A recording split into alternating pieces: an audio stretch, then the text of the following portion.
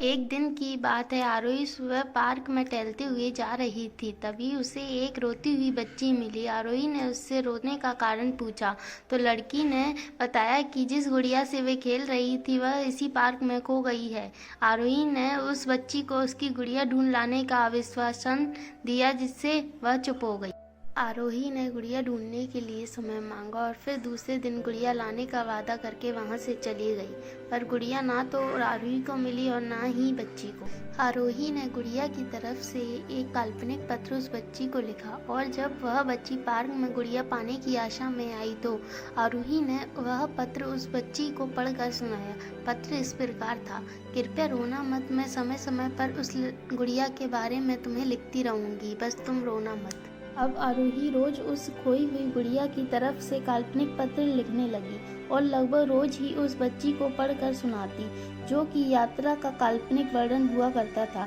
आरोही ने इस काल्पनिक लेकिन रोचक वर्णन ने उस बच्ची को रोने नहीं दिया। वह खुशी खुशी अपनी गुड़िया को घुमक्कड़ी के किस्से सुनाने लगी। अब वह खुश रहने लगी। एक दिन जब काफी कहानियां हो गईं तो आरोही ने एक दूसरी गुड़िया उस बच्ची को लाकर दी। जाहिर है वह गुड़िया बदली हुई थी। उस बच्ची को अपनी खोई हुई पुरानी गुड़िया जैसी नहीं लगी तो वह आरोही की ओर देखने लगी। आरोही अनजान बनते हुए गुड़िया में चुपकी एक चिट को निकाल कर पढ़ने लगी। उसमें लिखा हुआ, यह मैं ही हूँ, तुम्हारी वाली गुड़िया जो पार्क में खो गई थी। दुनिया भर की लंबी यात्रा की वजह से मैं थोड़ी बदल गई हूँ। बच्ची को इस गुड़िया की और आरोही पर विश्वास हो गया। वह गुड़िया लेकर घर चली गई। बरसों बाद जब वह बच्ची बड़ी हो गई तो एक दिन वह अपनी अलमारी में कुछ ढूंढ रही थी तो उसका ध्यान उस गुड़िया पर गया जो आरोही ने उसे दी थी। बचपन की बातें याद करके वह हंसने लगी। उसे सब समझ आ चुका था कि आरोही ने कैसे उसका मन रखा।